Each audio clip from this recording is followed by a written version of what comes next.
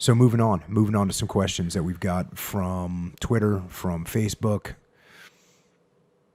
Got some really good questions. And as a matter of fact, these are a continuation of questions I didn't even ask this time because we didn't get through many of them from the last time I asked for input. Mm-hmm. So these are a continuation, which means I apologize once again. I don't have the names collected of who gave these questions. So my fault. I apologize. If we answer your question, we appreciate you giving us the question so that we could answer it. First one. Let's get down to it. So, in regards to jiu-jitsu, this is a kind of a common question, but your input, gi or no gi? Do you train both? Etc. The answer is gi and no gi. I definitely train both.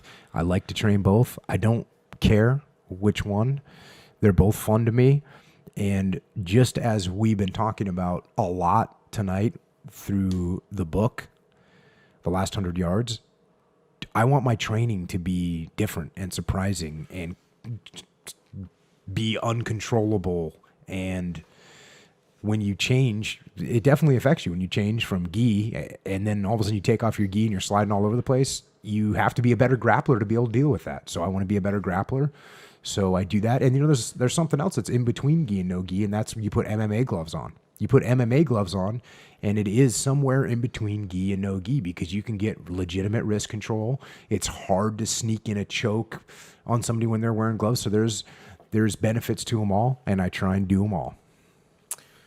Yeah. What do you find any benefit to doing one and or the other? Like if you train in the gi, there's certain benefits in training with the gi. I think if you train with the gi, your defense has to be better because there's more friction.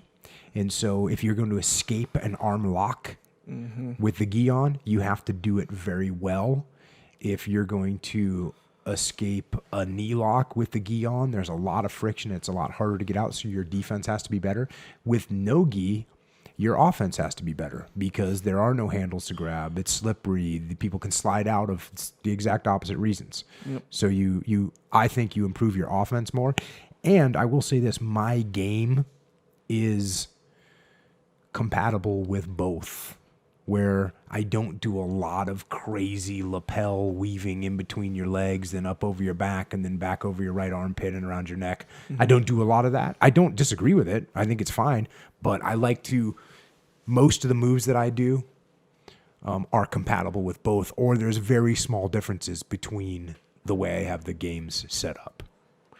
Yeah. And Dean originally told me that same thing where when you train in the gi, your defense starts to develop a little bit more because you got to, like, arm lock, you're in an arm lock. You can't just spaz out of an arm lock as easy. And even more important, actually, is not just the submission, but a cross side or mount. When someone's a cross side on you with the gi on, they've got those handles, and it's very difficult. Or posture control, wrist control, all that stuff. And it's easier to hold them down. Yeah. So if you train no gi and you're trying to hold someone down with no gi, it actually takes more technique to hold somebody down with no gi than it does with gi. Even though sometimes I hear people say the gi is more technical. Right. I don't actually agree with that. I think they're both technical in their own aspect. Yeah. So and holding someone down, that's more of an offensive move. Yes. Right. So if you're being held down with the gi, you gotta understand the concept in those techniques to get out, or whether it be being held down or submission or whatever. You have to understand those concepts, and when you understand the concepts, then you can be successful.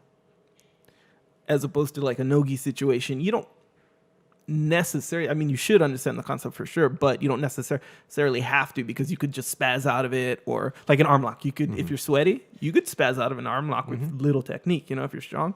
With the gi, it's going to be way harder to do that. So you'll kind of, in a way, learn more and flip-flop when you go offense to defense. It's the same kind of thing. With the no-gi, the offensive stuff, you got to understand where you got to control his shoulder. Otherwise, he's going to, have enough room to slide it out. So you have to have that perfect control to execute a good submission if the guy's good. So, and I think, with life, what I do in life is I try and put myself in tough situations. So I'm practicing them, so I'm used to them. And, that's what the physical aspect of life is, in order to improve, you got to challenge yourself and put yourself in the worst scenarios and go and try and get through them. Right, Whether that's a weight room with a squat rack, or whether that's a run, or whether that's a swim, or whatever that physical challenge is, you want to make it as difficult as possible.